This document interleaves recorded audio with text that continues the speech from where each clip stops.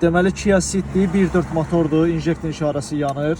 Diaqnostikaya salmışıq, maşında pirboyluq var. 4-cü silindirdə görürsünüz, xəta göstərir. Bu ilə bağlı sveçaları da sökdük. Babinləri də sökmüşük ki, çöldə yoxlayaq. İndi göstərəcəm sizə problemi. Deməli bu maşının üzərindən çıxan sveça Opel Astra H 1.4-ün üzərinə gedən sveçalardır. NJK 0511 kodu ilə. Pis vəziyyətdədir. Bunu niyə qoyublar? Çünki bu mühərrikdə qalovka dəyişdirilib. Orijinal sveçası getmir. Yəni bu sveçalardan istifadə olunur. Təzəsini almışıq. Orijinalları istifadə olunacaq. Üzərindən çıxardığımız babinlər. İkisi təzədir, ikisi köhnədir. 4-cü silindirin problemi var idi. Bax bu babini işarələmişik. İndi göstərəcəm sizə ki, necə korpusa verir. Deməli babinləri çöldə aparatla yoxlayırıq. Korpusa verməyə bax. Görürsünüz necə korpusa verir. Müəyyən sürətdə bu toku başlayır belə itirməyə.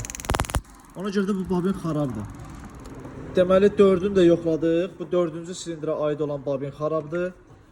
Bu əlavə bir başqa silindirə aid olan babin xarabdır. Bu da korpusa verir. Bu ikisi normal vəziyyətdə işləyir. Ona görə də 2 dənə babin dəyişdirdik ki, sabahsı gün bu problemə görə bir də yaxınlaşmasın. Yəni babinlərin 4-ünü də yoxlayırıq. Birində problem olanda aparatla yoxlayırıq. Hansında xarablıq varsa bir dəfəlik dəyişirik. Sveçalar dəyişiləcək.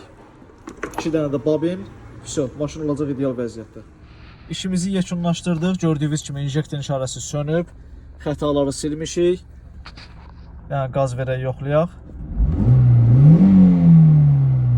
Maşın ideal vəziyyətdədir. Bundan əvvəl, yəni xarab babin və o vəziyyətdə olan sveçalarla maşına qaz vermək mümkün deyildi. Maşında titrəmələr var idi. İndi hal-hazırda heç bir problem yoxdur.